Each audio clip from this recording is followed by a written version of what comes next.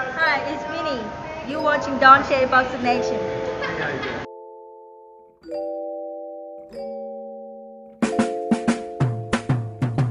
Watch what happens here as you see a member of Team Fury going up to put a towel over our lockdown camera where we can monitor him with, as has often been the case. And instead he says, you know what I'm going to do? I'll just pull the plug. Dante's Boxing Nation, what's going on, guys?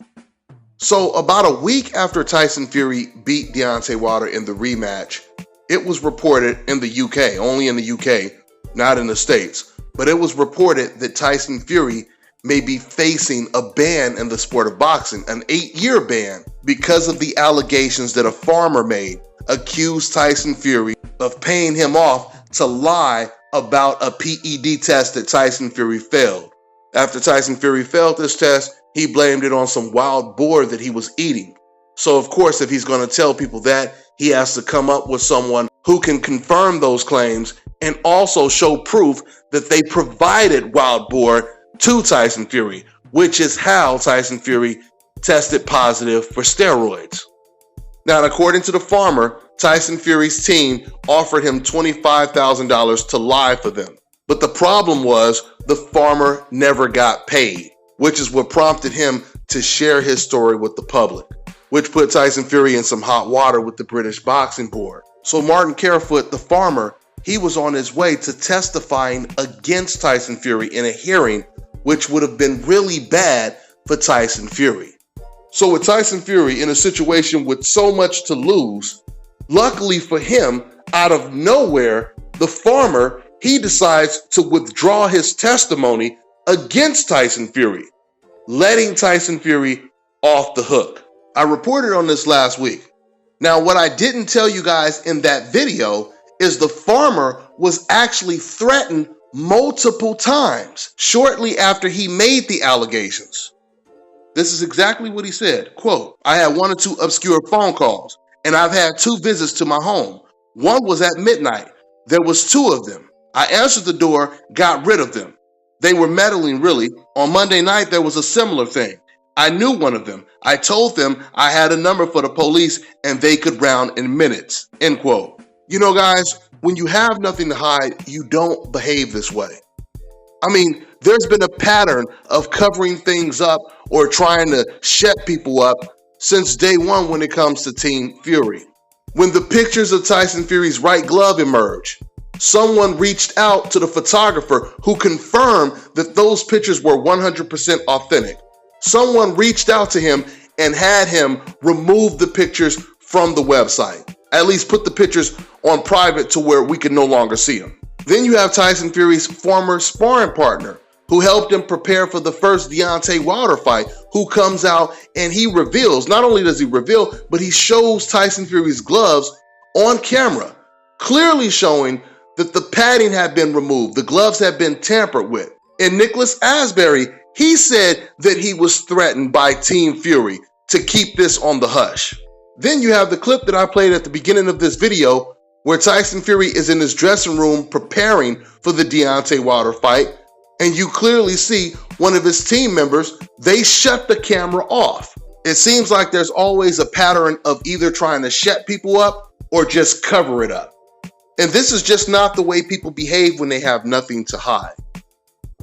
But speaking of Tyson Fury's gloves and him covering up the camera, I just want to ask a simple question right now. Why is the Deontay Wilder gloves has never looked like Tyson Fury's glove in the first fight or the second fight? Why is that? No matter what angle you watch the fight from, no matter what speed you're watching it on, if you're watching the video, you cannot show me an image where Deontay Wilder's right or left glove looks the way Tyson Fury's does, right? And the last question is, if Tyson Fury is shutting off the camera before they enter the ring, why didn't Deontay Wilder do the same thing? Why is it only Tyson Fury that continues to do these things that look highly suspicious? All rhetorical questions. I'm gonna tell you guys right now, it doesn't matter how much you guys try to defend Tyson Fury.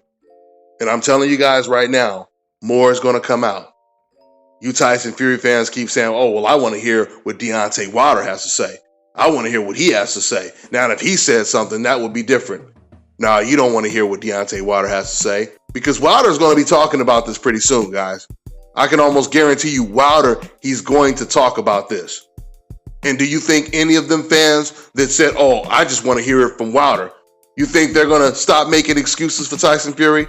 Of course not. We know what time it is. At the end of the day, these fans, they can say whatever they want to try to defend Tyson. As long as I have eyes to see the actual evidence, once again, as long as we know that Deontay Wilder's gloves has never looked like Tyson Fury's gloves, as long as I know that the photographer who took the shots where you could clearly see a tampered glove has confirmed that those pictures were authentic, this is not up for debate. The only reason there's any type of debate is because Tyson Fury has the complexion for the protection. Because if he didn't have his Hope insurance, everyone would all be agreeing that this man cheated, hands down. But it doesn't matter if we agree or not. You could sit over there all you want and keep saying, oh, I don't think he cheated. I need more evidence. You could say whatever you want. As long as we have already seen the proof, that's all that really matters. That's all that really matters.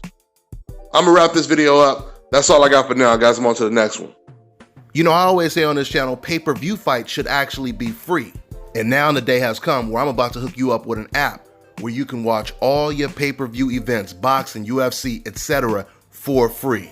I want to introduce Block TV, the best internet streaming television app out there. They provide over 3,600 channels, including HBO, Cinemax, Showtime, and Stars. They have a massive video on demand library with over 40,000 of the new release movies and the latest TV series. And it also includes DVR. So you're getting all of this for $34.99 a month. And once again, that includes free pay-per-view. So this one right here is a no-brainer, guys, because back in Las Vegas, I was paying damn near $200 a month for my cable. Those days are long gone now. So to get the app, make sure you guys go over to getblocktv.com and put in my promo code and get 30% off your first month. You also get a free month for every friend you refer. The promo code is DBNation.